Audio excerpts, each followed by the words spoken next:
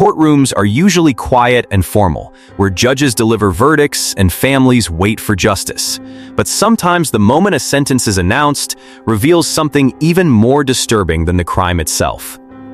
While some defendants show regret, others react with anger, laughter, or complete indifference, responses that shock victims' families and expose the true nature of their crimes.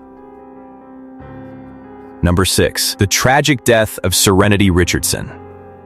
One of the most heartbreaking cases involved the abuse and death of a 3-year-old girl named Serenity Richardson in South Carolina. Serenity had been placed under the care of Erica Mae Butts, who was not only her godmother, but also her mother's close friend. At the time, Butts lived with her romantic partner, Shanita Latrice Cunningham. The arrangement was supposed to provide the child with a safe and loving environment. Instead, Serenity was subjected to horrifying abuse. Prosecutors described the treatment she endured as one of the most severe examples of child maltreatment they had ever encountered. According to court records, the two women repeatedly beat the toddler using belts and plastic hangers. The attacks left severe injuries across nearly her entire body. The abuse continued for months, leaving the child defenseless against adults who were supposed to protect her. The situation became even more disturbing in the moments before Serenity died. Instead of seeking immediate medical help, the women reportedly attempted desperate and misguided efforts to revive her, including pouring bleach into her nose and placing her in an icy bath. These actions did nothing to save the child. The case shocked communities across the United States. Many people were particularly horrified because Butts had been entrusted with Serenity's care as her godmother. When the trial concluded in 2011, both Butts and Cunningham were sentenced to life imprisonment without the possibility of parole. As the judge announced the verdict, chaos erupted in the courtroom. The two women collapsed to the floor, screaming and crying, unable to accept that they would spend the rest of their lives behind bars. For Serenity's family, however, the sentence represented the closest thing to justice they could receive. Number 5. The murder of Nathan Potter. Another disturbing courtroom case involved the killing of Nathan Potter, a 21-year-old University of Wisconsin student. Potter was simply walking home one evening when he encountered Shondell Jackson and his accomplice, Derek Thomas. The pair attempted to rob him. When Potter had no money to give them, the situation turned deadly. Jackson and Thomas murdered the young student during the robbery. The crime stunned the local community, particularly because Potter was known as a hard-working university student with his entire future ahead of him. During the trial, Shondell Jackson showed little sign of remorse. Witnesses reported that he smirked during court proceedings and behaved disrespectfully toward the victim's family. At one point, Jackson even directed obscene gestures toward Potter's relatives. Nathan's father, John Potter, spoke during the sentencing hearing and addressed the judge directly. He explained that no punishment could ever restore what his family had lost, but he asked the court to impose a sentence that reflected the seriousness of the crime. The judge ultimately sentenced Jackson to life in prison without the possibility of release. The moment the sentence was announced, Jackson reacted violently. He shouted insults at the judge and had to be restrained by officers in the courtroom. Authorities eventually used pepper spray to subdue him. The disruption did not stop there. Members of Jackson's family also began shouting in the courtroom, directing anger toward the victim's relatives. The chaotic scene reinforced what many observers already believed, that Jackson had shown no regret for the crime he committed. Number 4. Adrian Dunn's violent reaction. Another case that drew attention involved Adrian Dunn, who was convicted of killing Rakeem Tariq Charles in 2012. Authorities said the two men had arranged to meet for what appeared to be a drug transaction. Instead, the encounter ended in violence when Dunn shot and killed Charles. Prosecutors emphasized Dunn's lengthy criminal history during the trial. Prior offenses included illegal firearm possession and involvement in previous shootings. Because of this pattern, prosecutors argued that Dunn represented a continuing threat to the public. Rakeem Charles's mother attended the trial and listened as attorneys described the circumstances of her son's death. Prosecutors urged the jury to deliver a life sentence, arguing that such punishment would prevent Dunn from harming anyone else. Dunn's defense team argued for a lesser sentence, suggesting that a prison term of 35 to 40 years would allow him a chance at rehabilitation. The jury disagreed.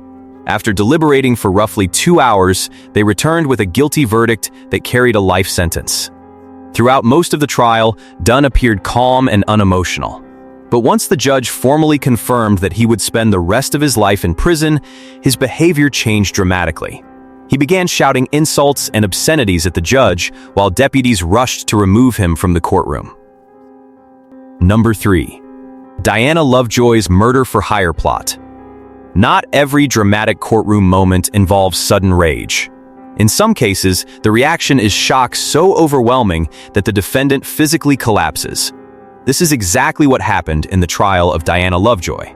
Lovejoy and her firearms instructor Weldon McDavid Jr. were accused of plotting to murder her husband during a bitter divorce and custody dispute. Prosecutors argued that Lovejoy fabricated abuse allegations in order to manipulate events surrounding the case. According to investigators, McDavid carried out the attempted shooting in September 2016. The victim survived the attack, which allowed authorities to unravel the conspiracy. During the trial, Lovejoy maintained that she had never intended to kill her husband. Prosecutors, however, described her as manipulative and self-centered, arguing that she was willing to go to extreme lengths to win custody of her child. When the verdict was read, the courtroom watched closely. Lovejoy was found guilty of conspiracy to commit murder and attempted murder. She received a sentence of 26 years to life in prison. McDavid was sentenced to 50 years to life. The moment the judge said the word guilty, Lovejoy slowly placed her head on the courtroom table and lost consciousness. Medical staff rushed into the room, and she was eventually carried out on a stretcher and taken to a waiting ambulance. Number 2. Michael Swanson's chilling lack of remorse. Few courtroom reactions were as unsettling as the behavior of Michael Swanson.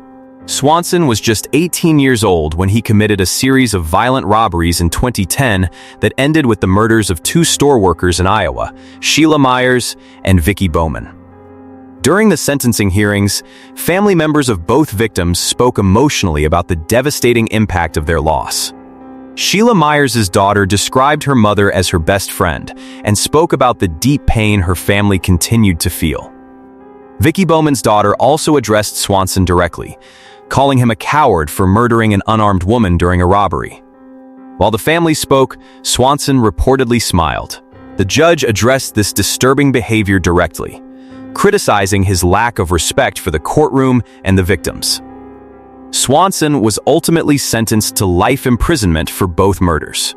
In addition, the court ordered him to pay $150,000 in restitution to the Myers family. Even as the sentence was announced, Swanson continued smiling, leaving many observers deeply unsettled. Number 1. The hate crime committed by Jeremy Christian. Another widely publicized courtroom case involved Jeremy Christian, who carried out a deadly knife attack on a commuter train in Portland, Oregon. The attack occurred in May 2017 after Christian directed racist abuse toward 2 teenage girls on the train. When several passengers attempted to intervene, Christian stabbed them. 2 men died from their injuries, and a 3rd survivor was severely wounded. The trial included emotional testimony from victims and witnesses who described the trauma they experienced. The survivor, Micah Fletcher, explained how the attack had changed his life, leaving him with recurring nightmares and lasting psychological scars. During the proceedings, Christian often appeared emotional, but refused to accept responsibility for his actions. Instead, he blamed others and denied that his actions were motivated by hate. At one point, his behavior became so disruptive that he was barred from returning to the courtroom. In the end, the judge sentenced Christian to 2 consecutive life sentences, along with more than 25 additional years for related charges, including attempted murder and assault. Christian showed little reaction as the sentence was read. These courtroom moments show that while justice can't undo the pain, it can hold criminals accountable for their actions. If you want more true crime stories like this, like and subscribe.